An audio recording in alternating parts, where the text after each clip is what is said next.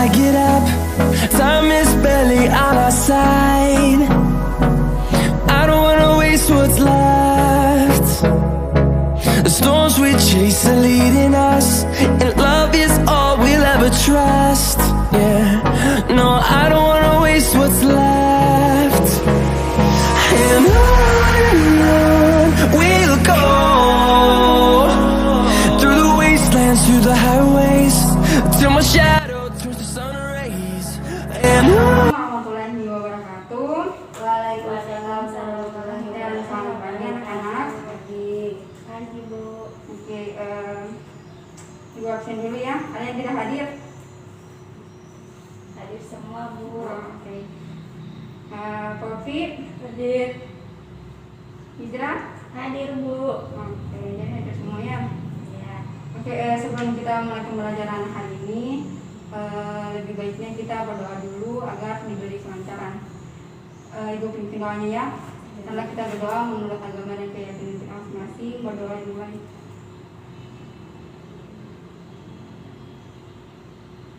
Doa saja. Oke. Sebelum masuk ke pembelajarannya, Ibu bacakan dulu tujuan dari pembelajaran kita pada hari ini. Tujuannya itu yang pertama, menjelaskan konsep asas Doppler secara umum. Yang kedua, siswa mampu menjelaskan syarat-syarat yang dimiliki dalam asas Doppler melalui persamaan rumus asas Doppler. Siswa mampu menemukan satu contoh aplikasi asas Doppler dalam kehidupan sehari-hari melalui penjelasan guru. Terus yang terakhir, peserta didik dapat merancang dan melakukan percobaan efek Doppler.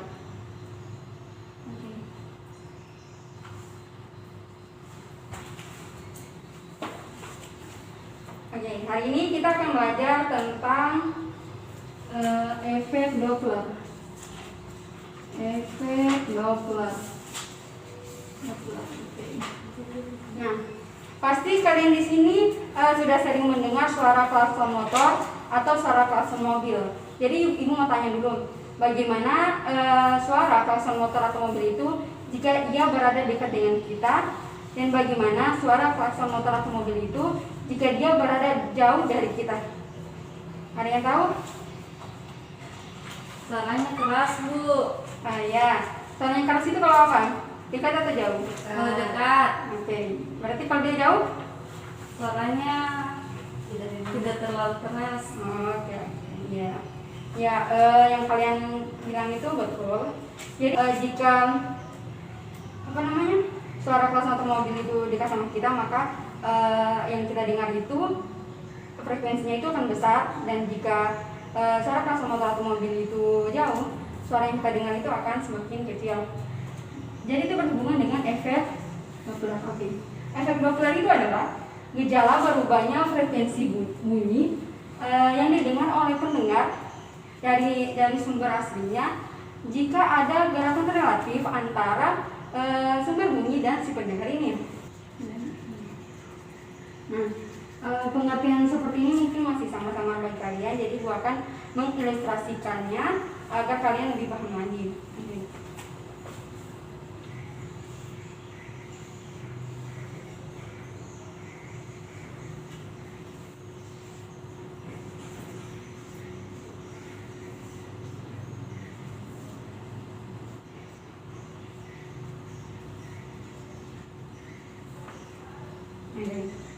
Untuk ilustrasi yang pertama ini, di sini ada sebuah mobil ambulans dan ada seorang yang berada di pinggir jalan yang berperan sebagai pengamat. Di sini mobil ambulans ini atau S, dan di sini orang ini atau yang berperan sebagai pendengar itu P. Jadi di sini S ini berperan sebagai sumber bunyi dan P ini berperan sebagai pengamat. Nah, pada kasus ini, jika sumber bunyinya diam dan pendengarnya juga diam, maka sumber bunyi ini akan mengeluarkan frekuensi sebesar Fs, dan pendengar ini akan mendengarkan bunyi dengan frekuensi sebesar Fp. Nah, di sini tidak terjadi efek Doppler. Tidak terjadi efek Doppler.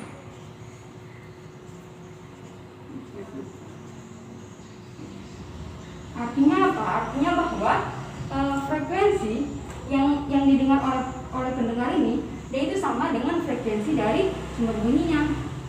Nah, pada kasus ini dia itu tidak terjadi gerak relatif, makanya dia tidak terjadi efek Doppler. Oke, untuk selanjutnya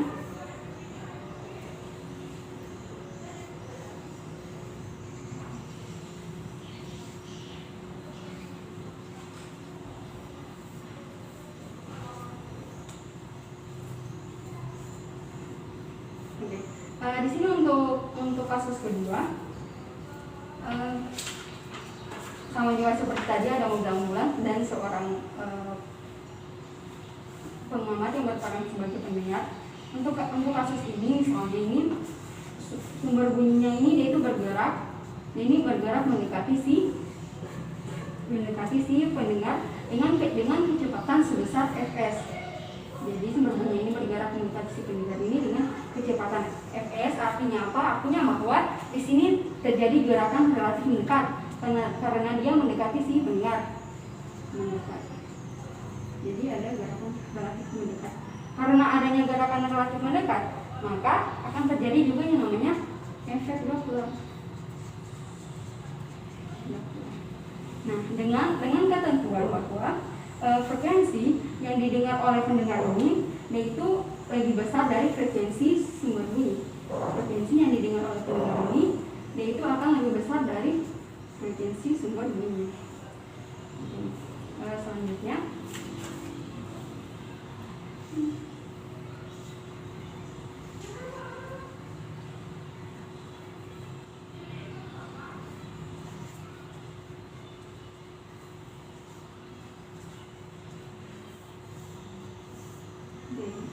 untuk kasus yang kedua ini, di sini sumber bunyi yaitu bergerak menjauhi si pendengar. Jadi di sini bergerak menjauhi si pendengar, menjauhi si pendengar yang diam. Maka ini juga akan terjadi yang namanya efek Doppler. Di sini terjadi gerakan relatif menjauh.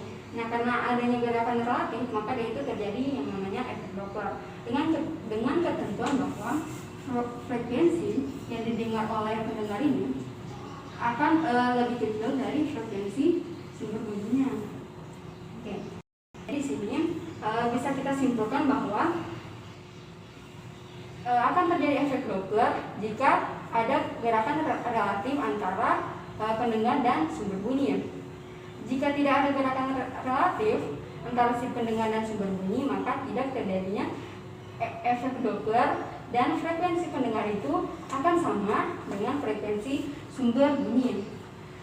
Lalu jika terjadi gerakan relatif mendekat, maka frekuensi pendengar itu akan lebih besar dari frekuensi sumber bunyi. Dan jika terjadi gerakan relatif menjauh, maka frekuensi pendengar itu akan lebih besar dari frekuensi sumber bunyi. Nah, ini adalah pengertian efek Doppler secara konsep. Oke, mungkin kalian sering bertanya-tanya bagaimana sih persamaan dari efek Doppler itu sendiri. Kita masuk ke persamaannya. Kita uraikan terlebih dahulu dulu yang mana yang tidak terjadi gerak relatif, yang terjadi gerak relatif mendekat dan gerak relatif menjauh.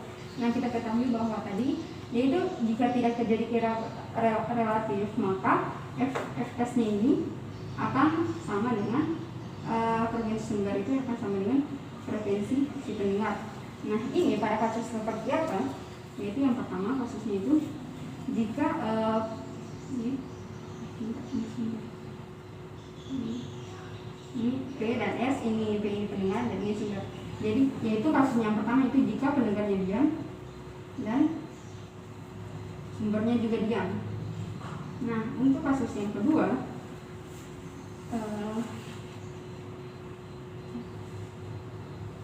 ini ada pendengar di sini.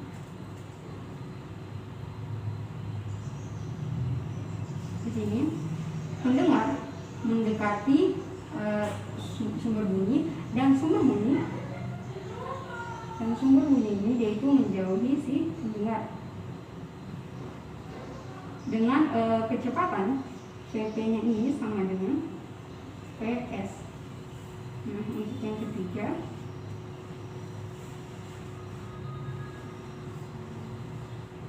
itu pendengar menjauhi, ini kebalikan yang dari nomor 2 tadi. Pendengar menjauhi sumber dan sumber itu bergerak mendekati si pendengar dengan ketentuan seperti tadi juga, VP-nya itu sama dengan PS. Oke. Lanjut, jika dia gerakan relatif mendekat, maka seperti tadi juga frekuensi pendengar itu akan lebih besar dari frekuensi sumber bunyi. Kasusnya yang pertama yaitu pendengar ya, jika pendengar bergerak dia itu mendekati sumber bunyi yang diam. Kasusnya yang kedua yaitu di sini sumber bunyi dia itu bergerak mendekati si pendengar. Yang ketiga, pendengar dan sumber bunyi itu yaitu saling mengikat. Yang keempat,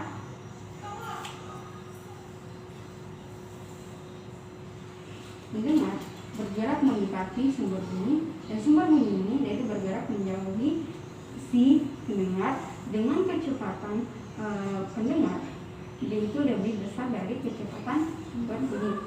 Oke, selanjutnya juga bisa sebaliknya seperti ini, pendengar bergerak menjauhi sumber bunyi dan sumber bunyi bergerak mendekati si pendengar dengan ketentuan kecepatan sumber bunyi itu lebih besar dari kecepatan pendengar. Oke, selanjutnya yang terakhir, gerak relatif menjauh seperti tadi juga, frekuensi pendengar itu akan lebih kecil dari frekuensi sumber bunyi. Kasusnya yang pertama yaitu jika pendengar ini menjauhi sumber bunyi yang diam, bergerak menjauhi sumber bunyi. Dan yang kedua, jika pendengar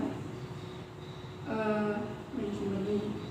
Oke, yang kedua ini pendengarnya ini diam dan sumber bunyinya itu bergerak menjauhi si pendengar yang diam. Yang ketiga,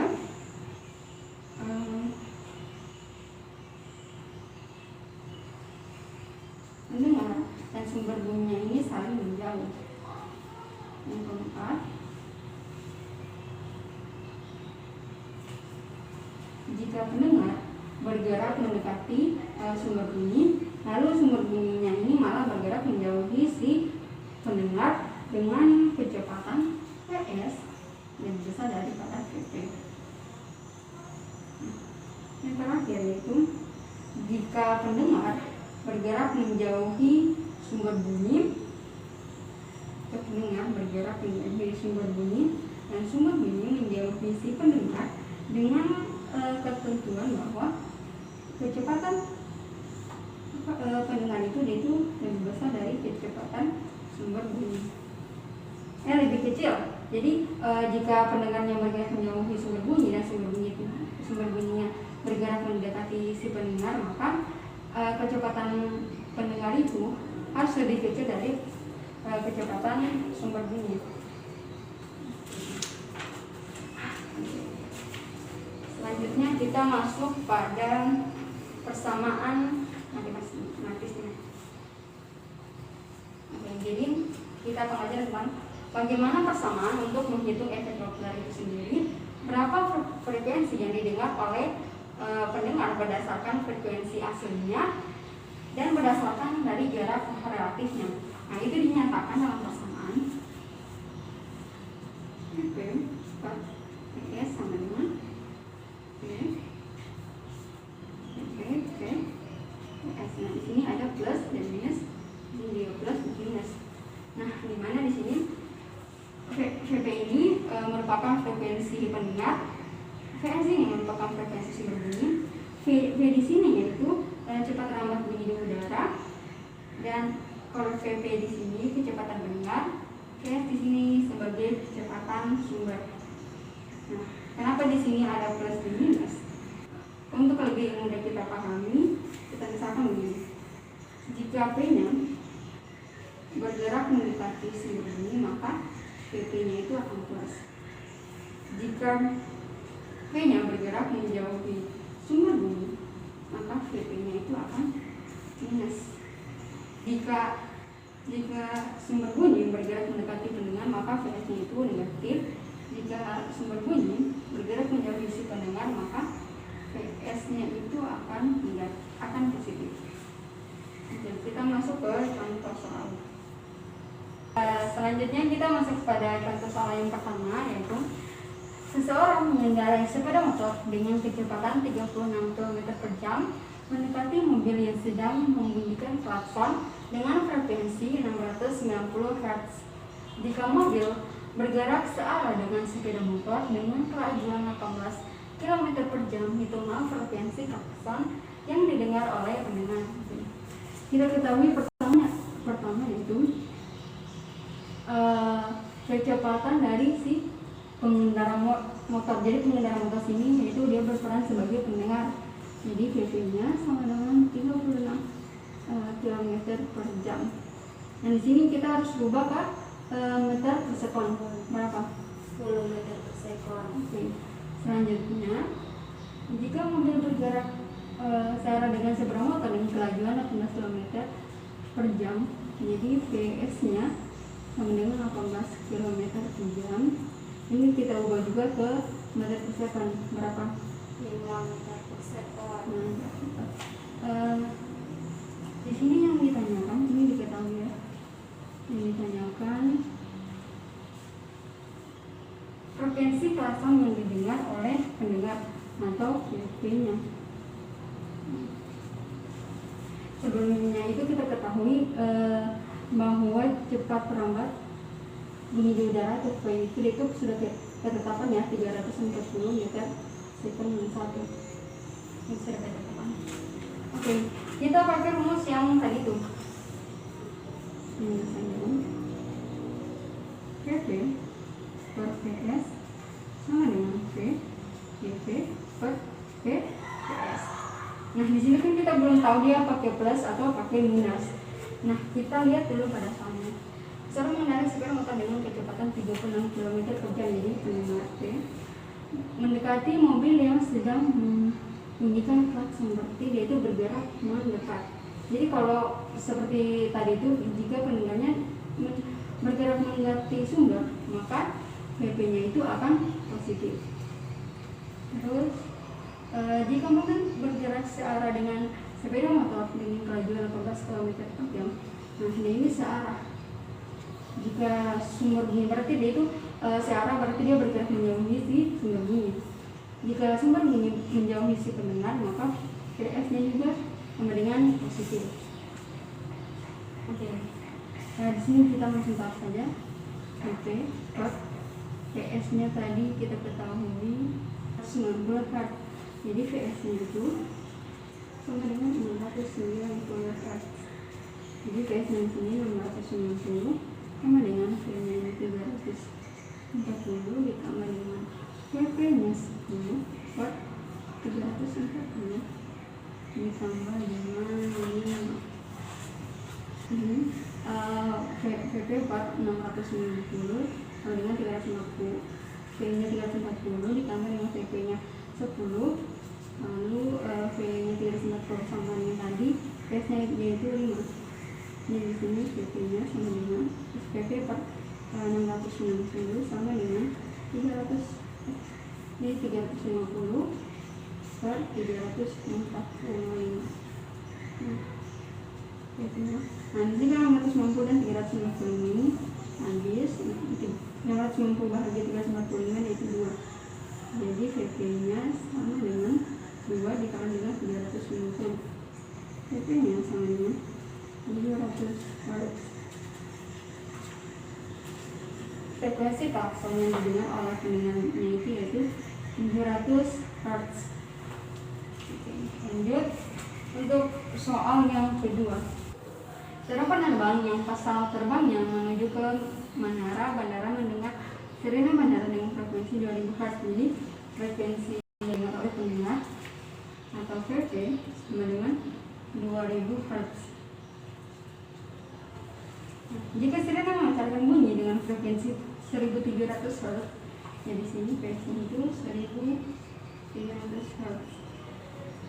Dan coba terambat bunyi di udara, maka V-nya itu 350 meter per second. Itu malah kecepatan pesawat terbangnya. Jadi yang ditanya itu VV.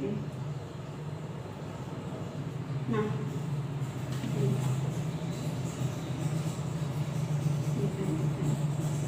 untuk penyelesaiannya kita gunakan rumus seperti tadi. Jadi itu V per VS sama dengan VV per VS.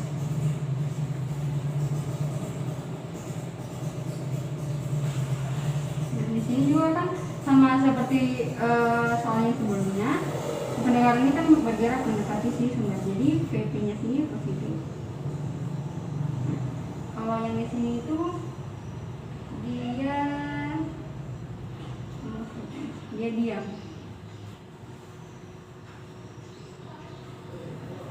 Nah, di sini kan kalau VS-nya itu kan apa, kecepatan dari sumber bunyi. Di sini kan menaranya tidak mungkin bergerak kan, jadi VS-nya itu 0. Jadi sini kita hapus saja, kita hanya tulis V. Nah, V-nya tadi kita ketahui 2000 per VS-nya tadi 1700 sama dengan 240 ditambah dengan V-nya per 340. Jadi sebelumnya 300, kita tuliskan dulu ya, 340 ditambah VP sama dengan 2 dikali dengan 2200. Jadi VP nya sama dengan ini 2400 dikurang dengan 340 sama dengan 60 Hz. Jadi kecepatan pesawat terbangnya itu 60 Hz. Selanjutnya Ibu akan membagikan RKPD-nya. Silakan kalian buat percobaan sesuai dengan RKPD-nya.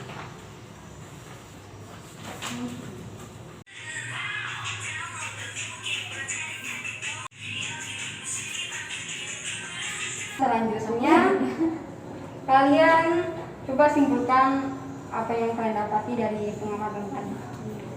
Silakan. Berdasarkan pengamatan yang kami lakukan, jika sumber bunyi mendekati detektor bunyi maka dihasilkan 70 desibel. Sebaliknya, jika sumber bunyi menjauhi detektor bunyi maka dihasilkan 64 desibel. Jadi Ibu rasa kalian semua sudah paham tentang efek Doppler. Jadi Ibu akan kasih kuis. Oke, Ibu kasih kuis, kalian kerjakan selama 5 menit ya.